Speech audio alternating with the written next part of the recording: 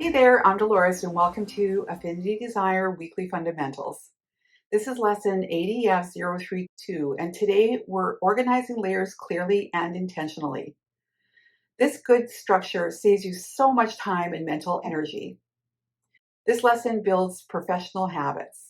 So here I have a file that I have pretty much completed. This is ready to be either uploaded as a greeting card or submitted for art licensing. In this case, I might create a whole collection around it, but I wanted to, first of all, get this document fully organized so that I'd be able to hand it off, or at the very least, the next time I open it, that I'm able to kind of understand what's going on here in my layers palette. Because look at this. This is a bit of a mess.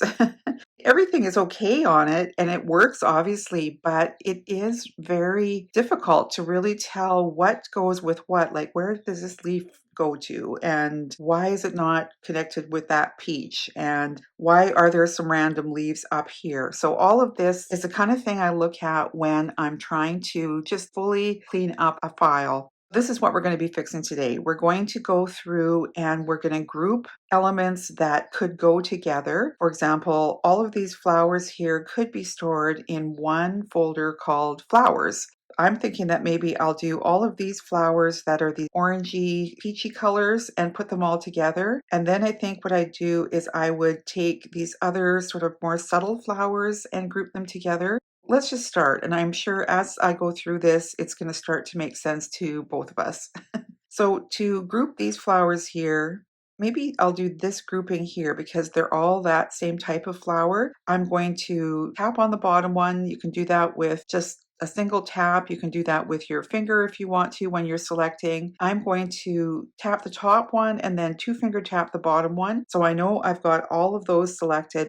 I kind of like now I see that these are the flowers that are around the edge, and I do see that those two also do belong in there. So let's grab those two, and then I know that I've got all these peripheral flowers in one folder. And in order to do that, I'm going to go to group, and now I've got an entire group that's this border type flowers. So this would be a great opportunity to also name it. So I would swipe to the left here and name the layer. So this one I'm going to rename as, let's call it border flowers, just to keep it simple. And so now we have a really tidy grouping of those. So next, I think I want to figure out these because I think I've got a few of these located kind of randomly, and they are all the same flower, I think, repeated. So it looks like this one here is not included, and I'm wondering if that's this one. No, that's that.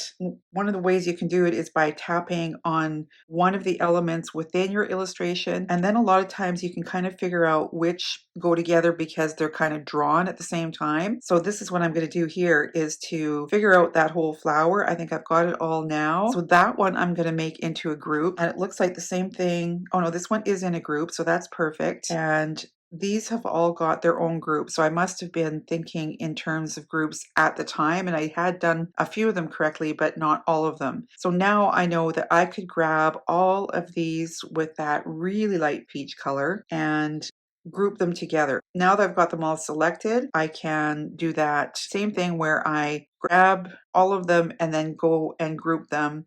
Well, that wraps up lesson ADF 032. These habits are reinforced in longer projects everywhere within my membership.